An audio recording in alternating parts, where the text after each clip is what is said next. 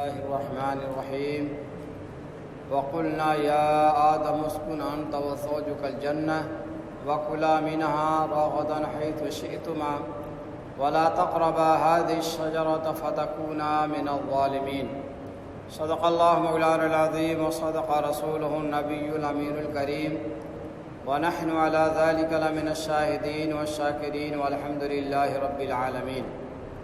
مولاي صل وسلم دائما أبدا على حبيبك خير الخلق كلهم والحبيب الذي ترجى شفاعته لكل هول من الأهوال مقتحم يا رب بالمصطفى بلغ مقاصدنا واغفر لنا ما مضى يا واسع الكرم نويت سنة الاعتکاف۔ محترم حاضرین کرام،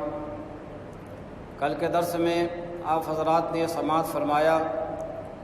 کہ جب اللہ تبارک و تعالیٰ نے فرشتوں کو سجدہ کا حکم دیا تو سارے فرشتوں نے حضرت آدم علیہ السلام کا سجدہ کیا، مگر ابلیس جو ہے اکڑ کر کے کھڑا ہو گیا اور وہ سجدہ نہ کیا بلکہ عقلی دلیلیں دیتا رہا، یہاں تک کہ اللہ تبارک و تعالیٰ نے لعنت کا طوق ڈال کر کے ہمیشہ کے لیے ارادہ درگاہ کیا۔ اس کے بعد اللہ تبارک و تعالیٰ نے حضرت آدم علیہ الصلاۃ والتسلیم کو فرمایا کہ ہم نے فرمایا اے آدم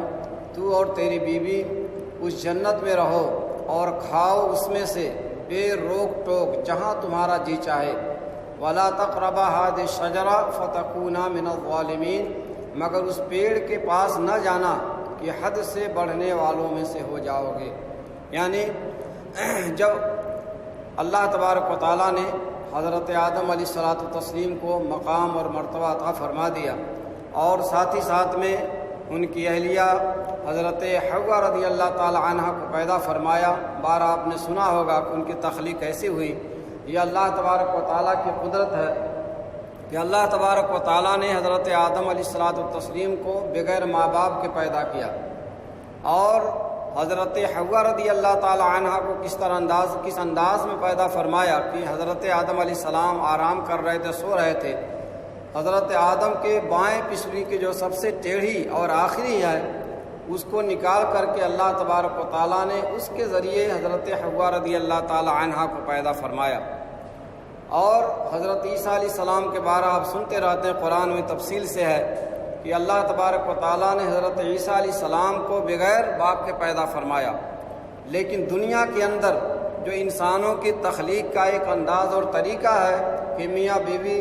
ملتے ہیں، اللہ تبارک و تعالیٰ ان کے ذریعے جو ہے جوڑے کو پیدا فرماتا ہے، چاہے انسان ہو یا جانور ہو۔ علماء کرام فرماتے ہیں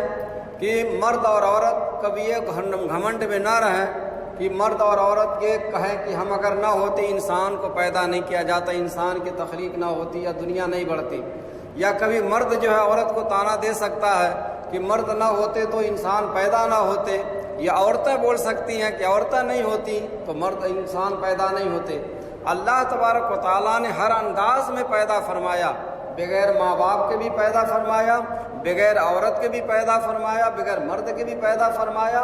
اور جو ہمارا اور آپ کا معمول اور دیکھتے ہیں کہ میاں بیوی کے ذریعے بھی پیدا ہوتے ہیں، تو اللہ تبارک و تعالیٰ نے ہر طرح سے لوگوں کی زبانوں کو بند کر دیا۔ بہرحال حضرت حوا رضی اللہ تعالیٰ عنہ پیدا کر دی گئی تھی، تو اللہ تبارک و تعالیٰ نے فرمایا کہ آدم آپ اور آپ کی بیوی جنت میں رہیں، جہاں چاہیں جیسے چاہیں کھائے پئیں، لیکن یاد رکھیے کہ اس درخت کے پاس جو ہے نہیں جانا، اگر آپ وہاں گئے تو گویا کہ حد سے بڑھنے والوں میں سے ہو جاؤ گے۔ یہاں جو ہے قرآن میں فتکونا من الظالمین ہے، ظالم کا لفظ عام طور پر جانتے ہیں کہ بندہ بہت ظالم ہے یا بندہ اپنے نفس پر ظلم کرتا ہے،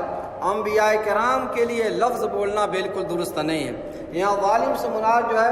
خلاف اولا کوئی کام کر لینا، اور عام طور پر عربی میں بولتے ہیں وضع الشیء غیر محلہ، یعنی کسی چیز کو اس کے غیر کی جگہ پر رکھ دینا، یہ جو ہے ظلم ہے۔ مثال کے طور پر ٹوپی جو ہے سر پر رکھی جاتی ہے، پیجامہ جو ہے پہنا جاتا ہے نیچے، اگر کوئی پیجامہ سر پر رکھ لے اور ٹوپی پیر میں رکھے تو یہ ظلم ہو گیا۔ اس کو عربی بولتے ہیں کہ جو ہے جو چیز جہاں رکھنی چاہیے وہاں بندہ نہ رکھے دوسری جگہ رکھ دے تو گویا کہ اس کو جو ظلم کہا جاتا، تو اس معنی میں ہے وہ خلاف اولا ہے۔ تو گویا کہ انبیاء کرام کی طرف ظلم کا نسبت کرنا، گناہ کا نسبت کرنا امت کے لیے، مسلمانوں کے لیے بالکل جائز نہیں ہے۔ اگر اللہ تبارک و تعالیٰ اپنے ان بندوں سے کسی انداز میں خطاب فرمائے، وہ ان کے بندے ہیں، اللہ تعالیٰ کے بندے ہیں، تو جس انداز میں کہے اس کے لیے روا ہے، لیکن انسان کے لیے، مسلمانوں کے لیے اجازت نہیں ہے نبی کے شان میں ایسی بات کرے، ورنہ اگر ان کو گنہگار ٹھہرایا، ظالم ٹھہرایا تو خود ایمان سے چلا جائے گا۔ تو اللہ تبارک و تعالیٰ نے فرمایا کہ جو ہے آپ اس کے قریب نہ جائیے گا ورنہ حد سے بڑھنے والوں میں سے ہو جاؤ گے۔ اب جانتے ہیں کہ ہمارا اور آپ کا تجربہ بھی ہے، جب اللہ تعالیٰ کسی کو مقام عطا فرماتا، مرتبہ دیتا، اگر کوئی حسد کرنے والا ہے اس مقام اور مرتبے کو قبول نہیں کرتا تو حسد اور ظلم کی وجہ سے جو ہے گویا کہ حسد کی آگ میں جلتا ہے، کیونکہ اس نے مقام کو اعتراف نہیں کیا تو گویا کہ اب حسد میں رہے گا اور کوئی نہ کوئی بہانہ ڈھونڈے گا کہ کسی طرح ان کو ہم نیچا دکھلائیں۔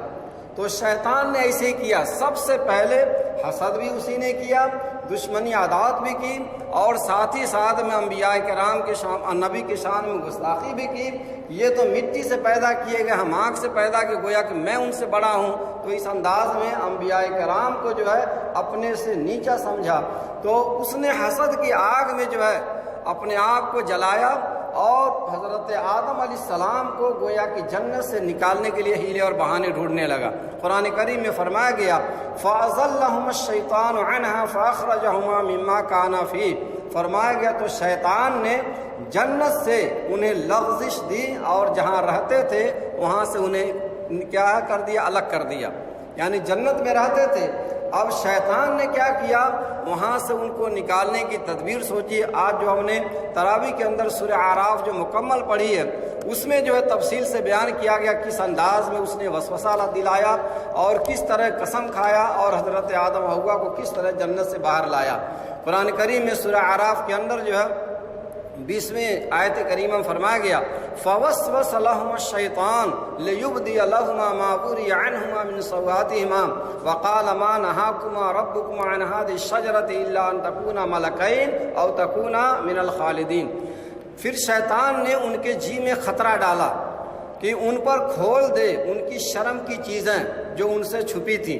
اور بولا تمہیں تمہارے رب نے اس پیڑ سے اسی لیے منع فرمایا ہے کہ کہیں تم دو فرشتے ہو جاؤ یا ہمیشہ جینے والے، یعنی اس نے کہا کہ آپ کو جس درخت سے منع کیا گیا وہ اس لیے منع کیا گیا ہے کہ اگر آپ اس میں سے کھا لیں گے تو آپ جنت میں ہمیشہ رہیں گے اور آپ کی بادشاہت برقرار رہے گی، اس لیے اللہ تعالیٰ نے منع فرمایا تاکہ آپ ہمیشہ نہ رہیں اور آپ کی بادشاہت قائم نہ رہے یا آپ دو فرشتے نہ ہو جائیں۔ اور اس نے قسم بھی کھائی وَقَاسَمَهُمَا إِنِّي لَكُمَا لَمِنَ النَّاصِحِينَ، اور ان سے قسم کھائی کہ میں تم دونوں کا خیر خواہ ہوں۔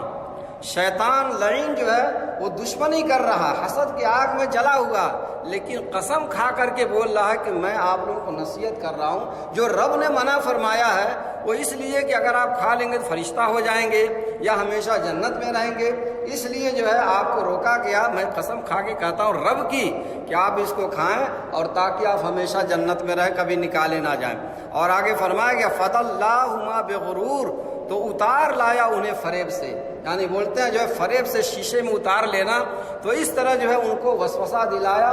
اور بعض روایتوں میں فرمایا کہ جنت میں جا کر کے کسی بہانے سے پہنچا،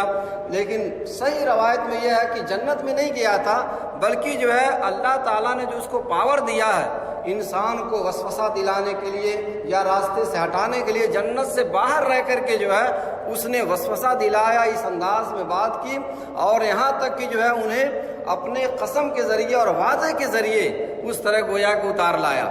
فَلَمَّا ذَاقَ الشَّجَرَةَ بَدَتْ لَهُمَا سَوْآتُهُمَا وَطَفِقَا يَخْصِفَانِ عَلَيْهِمَا مِنْ وَرَقِ الْجَنَّةِ، فرمایا گیا پھر جب انہوں نے پیڑ چکھا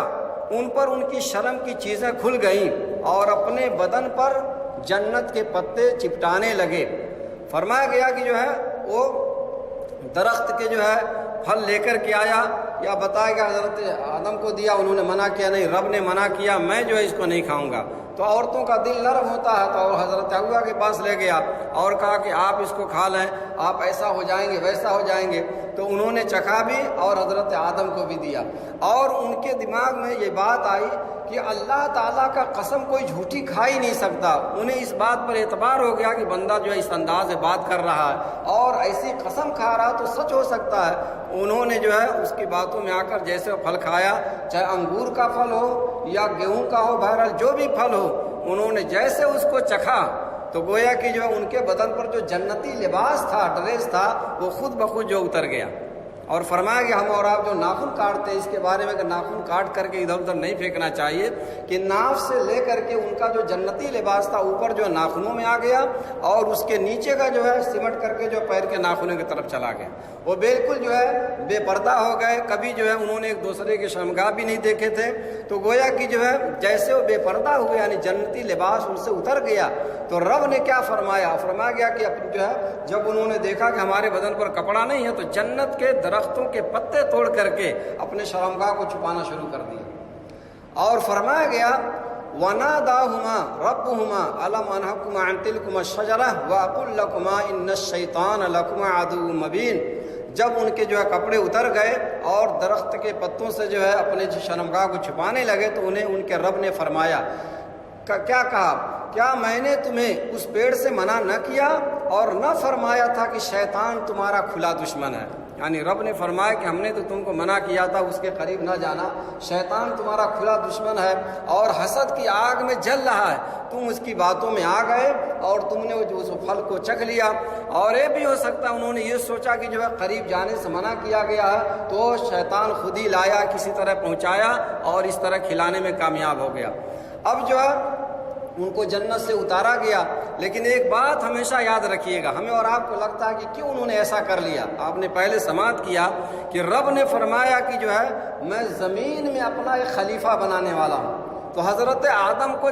جنت میں رہنے کے لیے نہیں بلکہ دنیا میں آنے کے لیے پیدا کیا گیا تھا، ان کو رکھا گیا تاکہ وہاں پر رہے، اور ایک ذریعہ اور بہانہ بن گیا تاکہ جو ہے آپ کو جنت سے آنا پڑے۔ اور علماء کرام فرماتے ہیں جنت سے خود نہیں آئے بلکہ لوگوں نے ان کو نکالا، کہ اگر جنت میں رہتے جو کافر و مشرکین و منافقین ہوتے جنتی میں رہتے، وہیں پیدا ہو جاتے، ان کی اولاد وہیں ہوتی، تو گویا کہ ان کو کس طرح نکالا جاتا، اس لیے وہ جنت سے دنیا میں تشریف لائے تاکہ ان کی اولاد، ان کی ذریت جو کفار مشرکین منافقین جہنمی ہیں وہ دنیا میں آئیں، اپنا وقت گزاریں اور اپنے عمل کے اعتبار سے جہنم میں جائیں۔ تو سب سے بڑی بات جو ہے ان کو دنیا ہی میں آنے کے لیے پیدا کیا گیا تھا، ایک بہانہ اور ذریعہ بنایا گیا تاکہ جو ہے وہ جنت سے دنیا میں تشریف لائیں۔ اور جب دنیا میں تشریف لائے تو فرمایا گیا حضرت آدم علیہ السلام کو ہندوستان کا جو ایک علاقہ جس کو سراندیپ کہا جاتا ہے، جو پہلے سیلون تھا اب سری لنکا کہا جاتا ہے، وہاں کے پہاڑیوں پر ان کو اتارا گیا، اور حضرت حوا رضی اللہ تعالیٰ عنہ کو جدہ میں اتارا گیا، جو عرب کا مقام ہے، جدہ کے معنی ہی ہوتے ہیں دادی کے، اور گویا کہ ان دونوں کو الگ الگ رکھا گیا اور فرمایا گیا کہ 300 برس تک حضرت آدم علیہ السلام شرم و ندامت کی وجہ سے کہ میں کیوں اس طرح کیا، وہ آسمان کی طرف سر بھی نہیں اٹھایا، حالانکہ دیکھا جائے کوئی غلطی ایسی نہیں تھی، وہ اجتہادی غلطی تھی اور اس انداز میں انہوں نے چکھا اور اس طرح معاملہ پیش آیا، لیکن شرم و ندامت بڑے جو لوگ ہوتے ہیں ان کی جو معمولی غلطی ہوتی ہے بڑی مانی جاتی ہے اور سوچتے کیوں ایسا ہو گیا۔ تو بہرحال انہوں نے جو ہے 300 برس تک اپنے سر کو بھی آسمان کی طرف نہیں اٹھائے، ندامت و شرمندگی جو ہے اٹھاتے رہے، یہاں تک کہ اسی فکر میں تھے۔ تو تفسیر میں بتایا گیا، جس کے راوی خود حضرت علی رضی اللہ تعالیٰ عنہ ہیں، وہ فرماتے ہیں کہ جو ہے اسی فکر میں آپ پریشان تھے کہ کس طرح جو ہے ہماری پریشانی دور ہو اور ہمیں نجات ملے، تو فرمایا کہ ان کو خیال آیا کہ جب اللہ تبارک و تعالیٰ نے مجھے پیدا فرمایا تو میں نے عرش پر دیکھا، ہر چیزوں پر دیکھا کہ لا الہ الا اللہ محمد رسول اللہ لکھا ہوا ہے، تو ان کے دل میں خیال آیا کہ جو نام کو اللہ تعالیٰ نے اپنے نام کے ساتھ ملایا ہے، اس نام کے ذریعے میں دعا کروں تو شاید ہماری دعا قبول ہو جائے، ہماری توبہ قبول ہو جائے۔ تو فرمایا گیا تفسیر میں انہوں نے دعا فرمائی، اور دعا جو ہے وہ 8ویں پارے سورہ اعراف میں ہے، ربنا ظلمنا انفسنا وان لم تغفر لنا وترحمنا لنکونن من الخاسرین۔ تو وہ دعا کرنے کے بعد انہوں نے یہ فرمائی، اسألک بحق محمد ان تغفر لی، یعنی پروردگار عالم میں محمد صلی اللہ علیہ وسلم کے وسیلے میں دعا کرتا ہوں تو ہماری بخشش فرما دے، ہماری توبہ قبول فرما دے۔ اور ایک روایت میں ہے کہ آپ نے دعا فرمائی، اللہم انی اسألک بجائے محمد عبدک وکرامتہ علیک ان تغفر لی خطیتی، یعنی انہوں نے دعا فرمائی، یا رب میں تجھ سے تیرے بندے خاص محمد مصطفیٰ صلی اللہ علیہ وسلم کے جاؤ مرتبت کے طفیل میں اور اس کرامت کے صدقے میں جو انہیں تیرے دربار میں حاصل ہے، میں سوال کرتا ہوں میری مغفرت فرما، میری دعا قبول کر لے۔ جب انہوں نے یہ دعا فرمائی، اللہ تبارک و تعالیٰ نے ان کی دعا قبول کر لی۔ یہاں پر علماء کرام فرماتے ہیں حضرت آدم کو کتنا مقام دیا گیا کہ فرشتوں سے سجدہ کرایا گیا، ساری چیزوں کا علم سکھایا گیا، لیکن جب توبہ کرانی ہوئی تو حضور علیہ الصلوۃ والتسلیم کے صدقے میں ان کی توبہ قبول ہوئی۔ اور قرآن کے اندر پہلے ہی پارے میں ہے کہ جو وسیلہ کو لوگ برا مانتے بولتے شرک اور بدعت ہے، کہاں قرآن میں لکھا ہے؟ آپ نے سماعت فرمایا حدیث کی روشنی میں حضرت آدم علیہ السلام کی توبہ جب قبول ہوئی تو حضور علیہ الصلوۃ والتسلیم کی برکت سے ہوئی۔ اور قرآن ہی میں ہے کہ یہود و نصارہ جب کفار و مشرکین سے مقابلہ کرتے تھے تو حضور کے صدقے میں دعا کرتے تھے۔ پہلے ہی پارے میں آیت نمبر جو ہے 89 ہے، اس میں فرمایا گیا وَكَانُوا مِن قَبْلُ يَسْتَفْتِحُونَ عَلَى الَّذِينَ كَفَرُوا فَلَمَّا جَاءَهُم مَّا عَرَفُوا كَفَرُوا بِهِ فَلَعْنَةُ اللَّهِ عَلَى الْكَافِرِينَ۔ فرمایا گیا اور اس سے پہلے اسی نبی کے وسیلے سے کافروں پر فتح مانگتے تھے، تو جب تشریف لایا ان کے پاس وہ جانا پہچانا اس سے منکر ہو بیٹھے تو اللہ کی لعنت ہے منکروں پر۔ اس آیت کریمہ کے تفسیر میں فرمایا گیا یہود و نصارہ جب کفار و مشرکین سے لڑائی کے لیے جاتے، ان سے مقابلہ کرتے تو کیا دعا کرتے؟ اللہم افتح علینا وانصر بالنبی الامی، کہ پروردگار عالم ہمیں فتح عطا فرما اس نبی کے برکت سے جو امی لقب ہیں، ان کی برکت سے ہمیں کفار مشرکین پر فتح و نصرت عطا فرما۔ تو تفسیر میں بتایا گیا کہ انہیں جو ہے فتح و نصرت ملتی تھی۔ حضور ابھی تشریف نہیں لائے ہیں، ابھی جو ان کی کتابوں میں لکھا گیا تھا کہ آخری نبی آنے والے ہیں، وہ نبی امی ہیں، یعنی بے پڑھے، وہ سب کچھ جانتے ہیں۔ تو گویا کہ ان کی برکت سے جو ہے وہ لوگ وسیلے کے ذریعے دعا مانگتے، انہیں کامیابی بھی ملتی تھی۔ اگر ہم حضور کے امتی ہو کر کے حضور کا وسیلہ ڈھونڈیں، حضور کے صدقے میں دعا مانگیں تو کون سی شرک و بدعت کی بات ہو جاتی ہے؟ تو پتہ کیا چلا، قرآن کی روشنی میں اگر وسیلہ مانگا جائے اور کسی کی برکت سے دعا کی جائے تو یہ قرآن کا طریقہ ہے، انبیاء کرام کا طریقہ ہے۔ اور جو لوگ انبیاء کرام سے جلتے ہیں، ان کا وسیلہ نہیں مانگتے ہیں، وہ شیطان کا طریقہ ہے۔ کیوں؟ ان کی تعظیم نہیں کرتا، ان کو بڑا نہیں مانتا، اپنے آپ کو بڑا مانتا ہے، اس لیے جو ہے وہ دھتکارا جاتا ہے اور لعنت و ملامت اس پر کی جاتی ہے۔ اللہ تبارک و تعالی حضرت آدم علیہ السلام کی برکت سے ہم تمام کو بھی سچی توبہ کرنے کی توفیق عطا فرمائے۔ اس مبارک مہینے کی برکت سے انبیاء کرام کی تعظیم و تکریم کرنے اور ان کے نقش قدم پر چلنے کی توفیق عطا فرمائے۔ وما علینا الا البلاغ المبین۔ السلام علیکم ورحمۃ اللہ تعالی وبرکاتہ۔